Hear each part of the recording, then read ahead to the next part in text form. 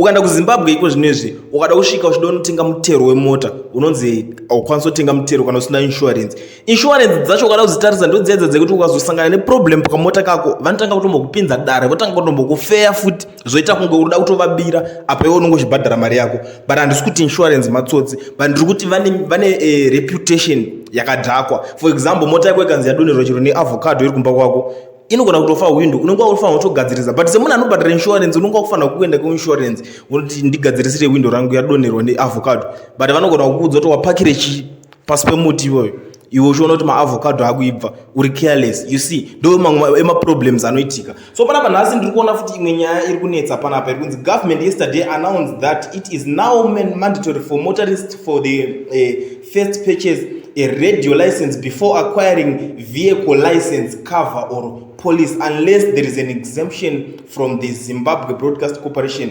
ZBC. Wakutofana utanga watombobhadhara futi radio. It's a must. Zvokuti auiridze havana inazvo zvokuti auridze radio Zimbabwe mumota mako but varongoti license iyo inenge ichidiwa. Ndo mamwe emafaniza anenge achiitika but hazvo zveredio tingangoti yepamwe but zveinsurance ndo patiri kuona kuti vanhu vanenge vaneka kudzvanyirirwa.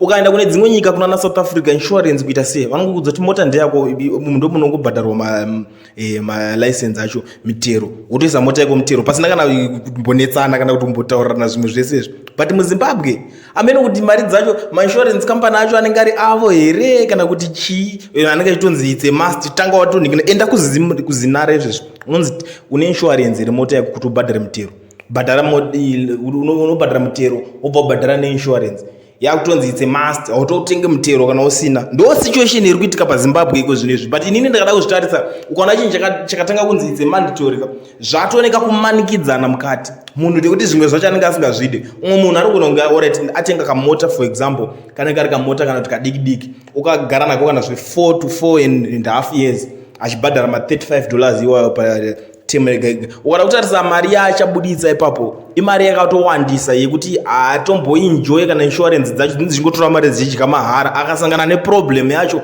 vanotanga kumufeya zvimwe zvakawanda saka wazoita sei vazhinji vacho hapana kuzobatsirika kwavari kuita but ingori mari iri kungotorwa. Ameno ndo skill racho riri kuti kana kuti kuda kutira kuda kuzvisumudza kweekonomi kuti mopinda mubhaketi moda kuzvisumudza muri mubhaketi imomo kana kuti kwakumora macitizens muri Zimbabwe. Ameno munoona sei nyaya iyi makaitarisa mimi nyaya yemainsurance yekumanikidzwa vanhu kuti vange vakajoina insurance kuti vaise mutero pamota muri kuiona sei nyaya iyi?